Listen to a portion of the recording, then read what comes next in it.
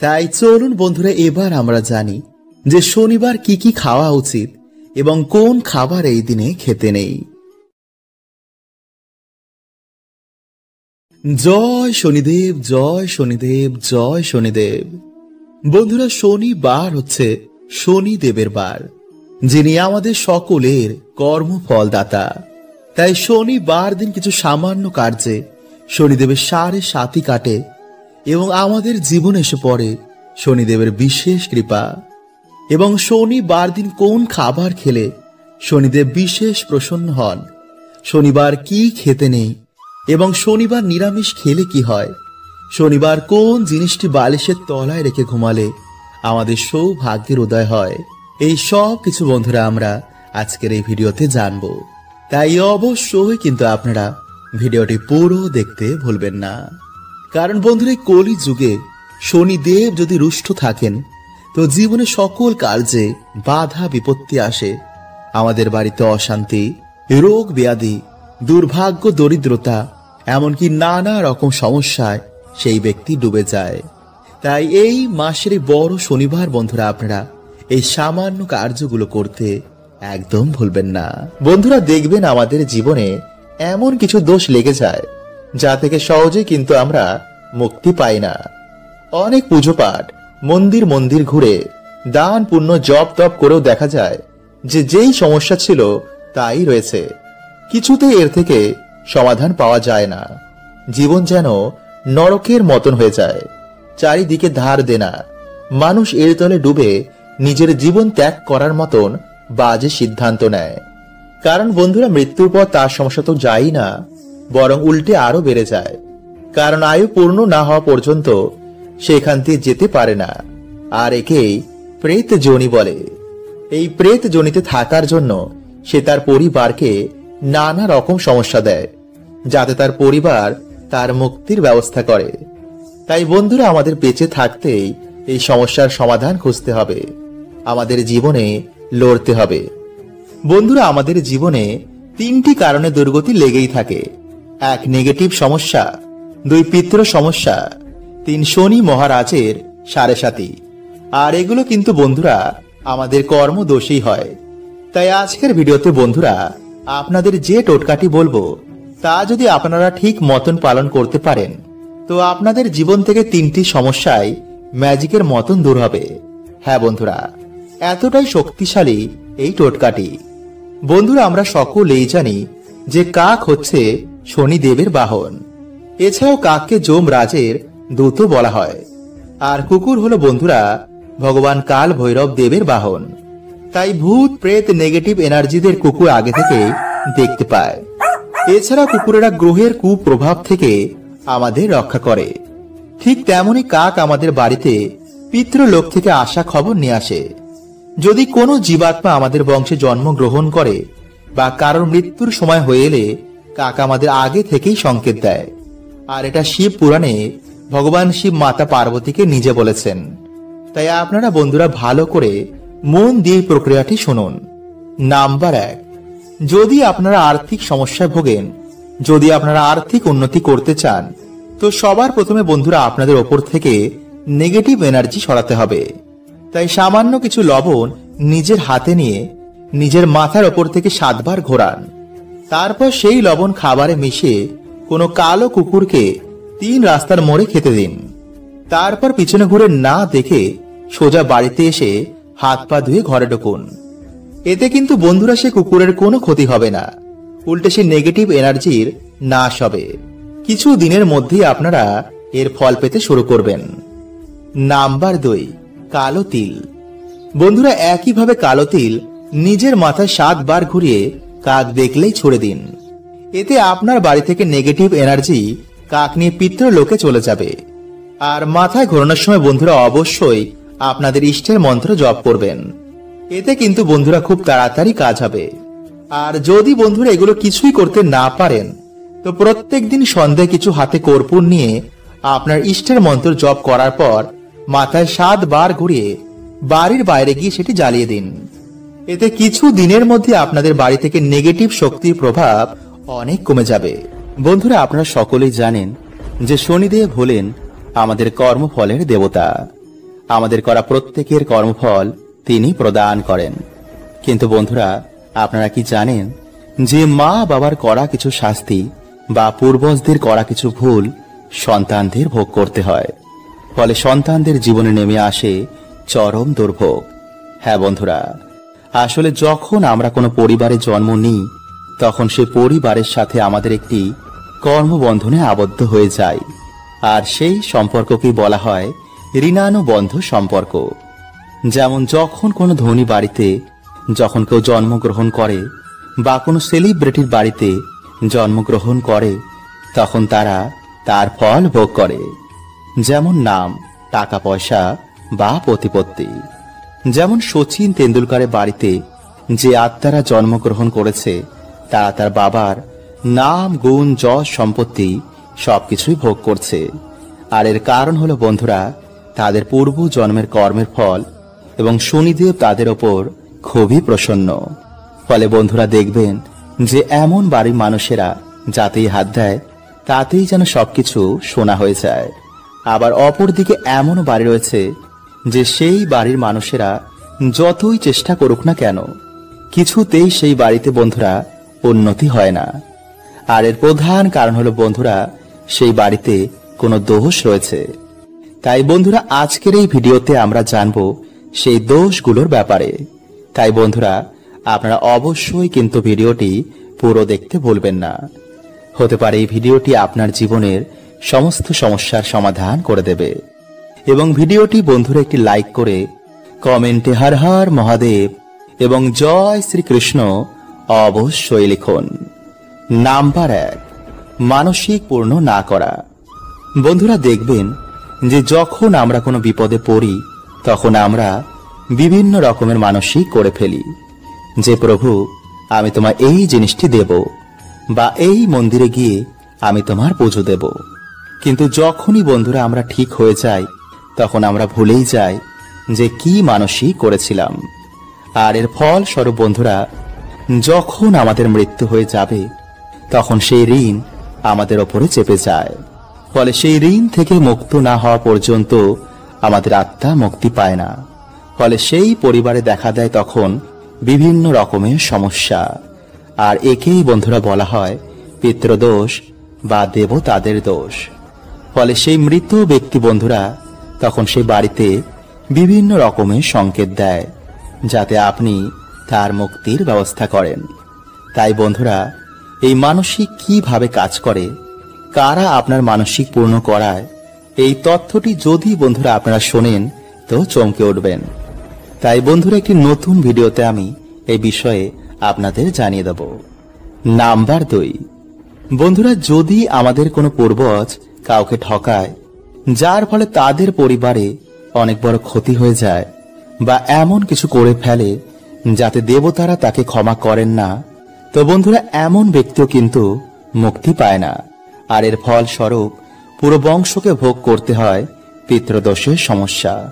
বা যদি আমাদের বংশে কখনো কেউ অভিশাপ দেয়, তো বন্ধুরা এর ফলও কিন্তু আমাদের পুরো পরিবারকে ভোগ করতে হতে পারে। আর এর ফল প্রদান করেন স্বয়ং শনিদেব। কিন্তু বন্ধুরা, এই সব কিছু থেকে বেরানোর একমাত্র উপায় হচ্ছে দান, সৎ কর্ম এবং ঈশ্বরের ভক্তি। তাই যখন আমাদের ডাক ঈশ্বরের কাছে পৌঁছে যায়, তখন আমরা এই সব কিছু থেকে, সব কর্মবন্ধন থেকে আমরা বেরিয়ে যাই। বা যদি কোনো পুণ্যবান আত্মা আমাদের বাড়িতে আগমন হয়, তো বন্ধুরা এই দোষও কিন্তু তখন কেটে যায়। যেমন দেখবেন বাচ্চা হওয়ার পর বা বিবাহের পর কোনো কোনো মানুষের ভাগ্য হঠাৎ করেই পাল্টে যায়, তারা হঠাৎ করেই সৌভাগ্যশালী হয়ে যায়।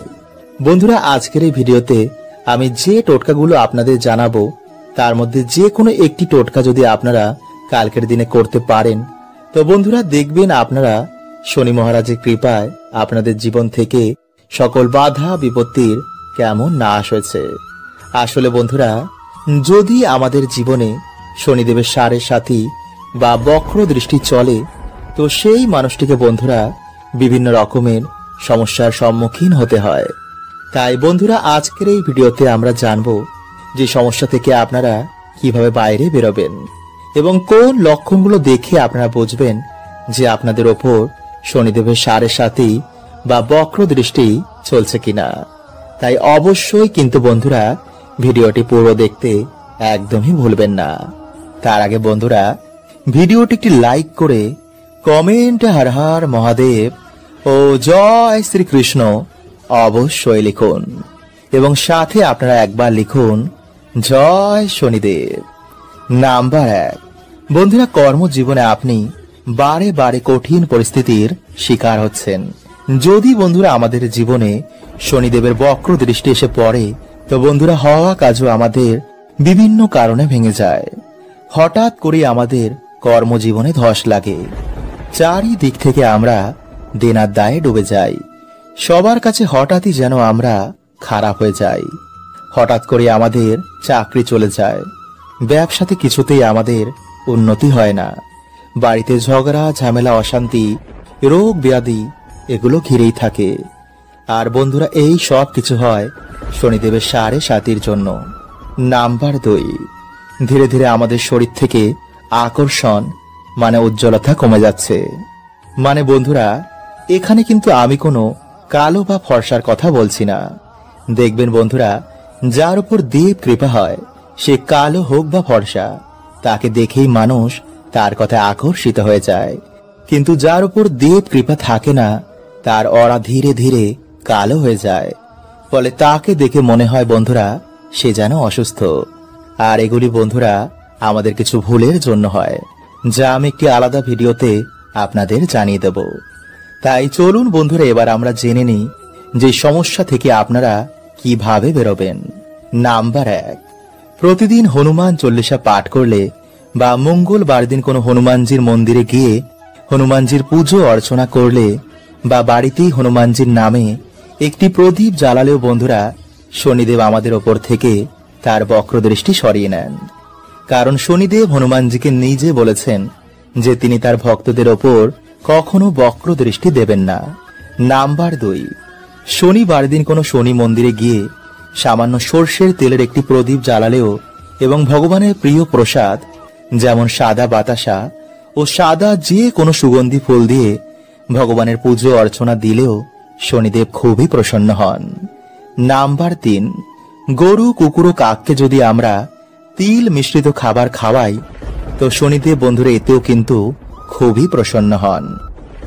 বন্ধুরা আজ রাতে আপনারা কিছুটা কালো তিল, 9টি অরহরের ডাল এবং 9টি লবঙ্গ কালো কাপড়ে বেঁধে আপনাদের মাথার ওপর থেকে অ্যান্টি ক্লকওয়াইজ 7 বার ঘোরাবেন এবং ঘোরানোর সময় বন্ধুরা ওম শাম শনিশ্বরায় নমঃ এই মন্ত্র আপনারা 7 বার পাঠ করবেন এবং তারপর সেই জিনিসটি আপনারা আপনাদের বালিশের তলায় রেখে রাতে ঘুমাবেন এবং পরের দিন আপনারা বাড়ির আশেপাশে যে কোনো একটি অশ্বত্থ গাছের তলায় এগুলি রেখে আসবেন এবং অশ্বত্থ গাছকে আপনারা আপনাদের মনের বাসনা এবং যে দুঃখ দরিদ্রতায় আপনারা আছেন তা অশ্বত্থ গাছকে বলবেন। দেখবেন বন্ধুরা সেই রাতেই হয়তো আপনাদের স্বপ্নে শনি মহারাজ আসবেন।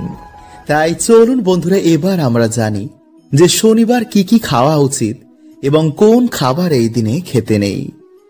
বন্ধুরা শনিবার দিন মুগ ডাল, পনির, লাউ, উড়দ ডালের খিচুড়ি এবং কালো তিল খাওয়া অত্যন্তই শুভ। কিন্তু এই দিনে বন্ধুরা কালো তিল এবং লবণ বাড়িতে ক্রয় করে আনা মোটেও শুভ নয়। এবং যে শনিবার আপনারা শনিদেবের পুজো আরাধনা করবেন পারলে সেই দিন অবশ্যই নিরামিষ আহার গ্রহণ করুন এবং সর্ষের তেলের বদলে আপনারা এই দিনে পারলে সাদা তেলে রান্না করুন। এছাড়া এই দিনে আপনারা বেশি করে তেল মশলাযুক্ত খাবার খাবেন না, আমিষ খাবেন না, পেঁয়াজ রসুন এবং পোড়া জাতীয় খাবার থেকে আপনারা এই দিনে দূরে থাকুন। এছাড়া মসুরির ডাল না খেয়ে ভিডিওতে বলাই সামান্য কার্যের মাধ্যমে যে কোনো শনিবার আপনারা বাবার আশীর্বাদ নিন এবং ভক্তি মনে আপনারা বাড়িতে হরে কৃষ্ণ মহামন্ত্র, মহামৃত্যুঞ্জয় মন্ত্র এবং হনুমান চল্লিশা আপনারা পাঠ করুন। এছাড়া শনিবার দিন লোহার জিনিস দান করা, অন্ন বস্ত্র দান করা বা কোনো পশু পাখির সেবা করায় শনিদেব অত্যন্তই প্রসন্ন হন। তাই বড় শনিবার বন্ধুরা আপনারা এই সামান্য কার্যগুলো করতে একদম ভুলবেন না। বন্ধুরা, লবণ আমাদের জীবনের একটি গুরুত্বপূর্ণ উপকরণ। খাবারে লবণ না হলে সেই খাবারের গুণমাত্রা একদমই কমে যায়।